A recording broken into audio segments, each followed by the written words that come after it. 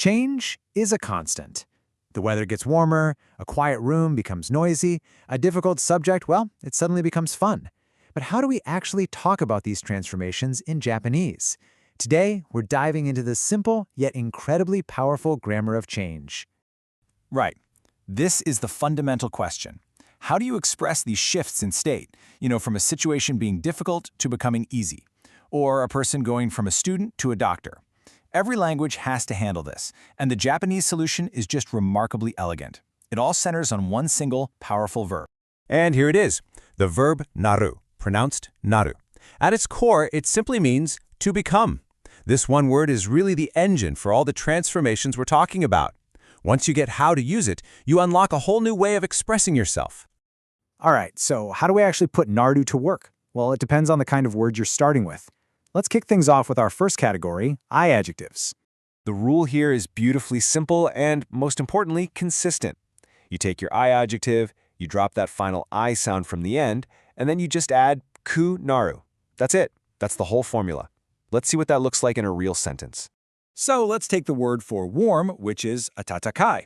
We follow our rule. Drop the I and add ku naru. So atatakai becomes atataka ku naru. In the more polite form you see here, it's narimasu. So the full sentence, kyou wa atatakaku narimasu, just means it will become warm today. Simple as that. Here's another fantastic example. The word for fun is tanoshi. Applying our rule, it becomes tanoshiku. Now, here you'll notice it says narimashita.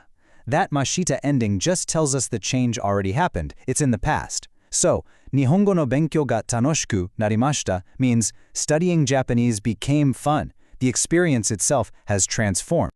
Okay, so that's i-adjectives. Pretty clear, right? But what about other words? Well, this is where it gets even easier, because our second rule actually covers two different types of words at once, na-adjectives and nouns. And for both of them, the rule is exactly the same. And here's the rule. It is incredibly straightforward. For both na-adjectives and for nouns, you don't change the word at all.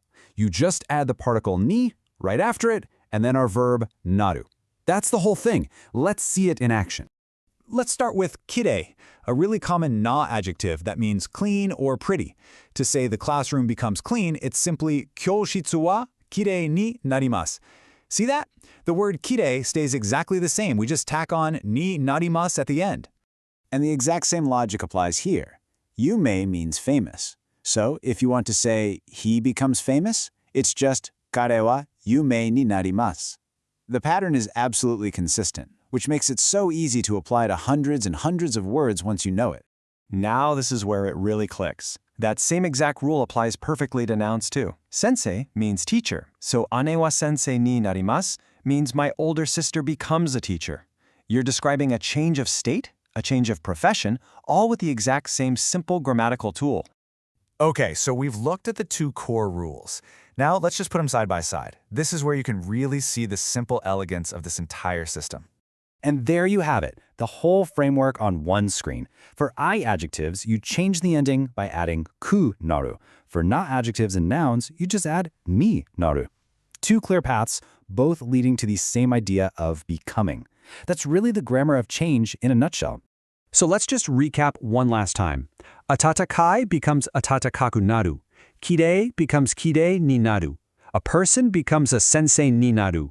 You can see those two distinct patterns right there.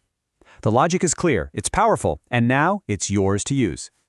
So with this framework, you can now describe pretty much any change you can think of, from the weather outside to a person's entire career path. And that brings us to a final thought, one that goes a bit beyond just grammar. Now that you know how to talk about becoming something, what will you become?